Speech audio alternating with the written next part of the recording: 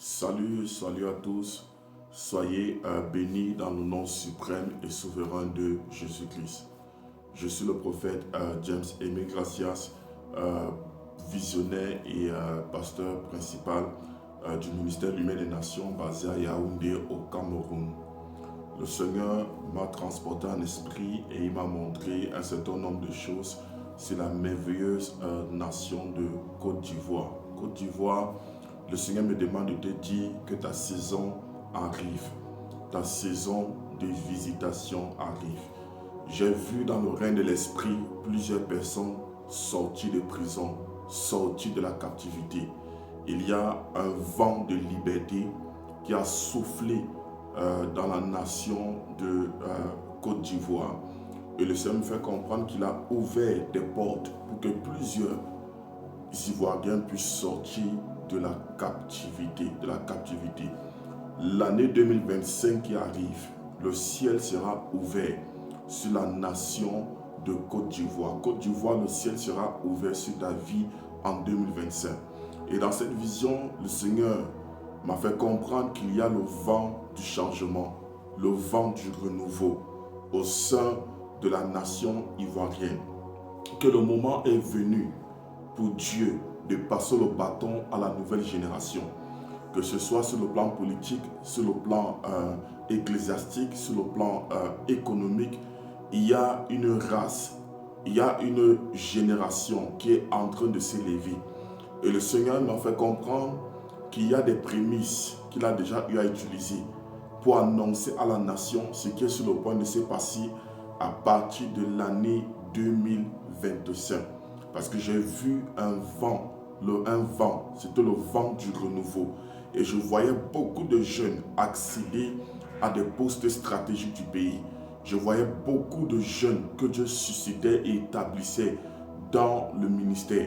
Il y a plusieurs jeunes qui vont s'élever en Côte d'Ivoire, qui vont accomplir des choses extraordinaires et puissantes avec le Seigneur, même sur le plan économique. Le Seigneur m'a fait comprendre que l'étoile de la Côte d'Ivoire a été relâchée dans le règne spirituel et qu'à partir de l'année 2025, la Côte d'Ivoire va expérimenter l'explosion de la gloire de Dieu. Parce que je suis en train de voir une percée sur le plan économique. Les gens vont venir de partout pour voir ce qui est en train de se passer en Côte d'Ivoire. Parce que le Seigneur va accorder à cette nation une très grande percée. Et l'Esprit de Dieu me faisait comprendre qu'il va amplifier la voix de l'Église au sein de la nation ivoirienne. Parce que je suis en train de voir comment l'Église a été beaucoup méprisée, a été beaucoup marginalisée. Donc le Seigneur m'a fait comprendre qu'il va amplifier la voix de l'Église. Il y a plusieurs enfants de Dieu que le Seigneur va positionner au sein de la nation ivoirienne, dans les ministères, à la présidence. Il y aura même des conseillers qui seront des pasteurs, des enfants de Dieu vraiment consacrés à l'Éternel. Et le Seigneur m'a fait comprendre qu'il va passer par les jeunes et qu'il faudrait que l'ancienne génération tienne la nouvelle génération par la main.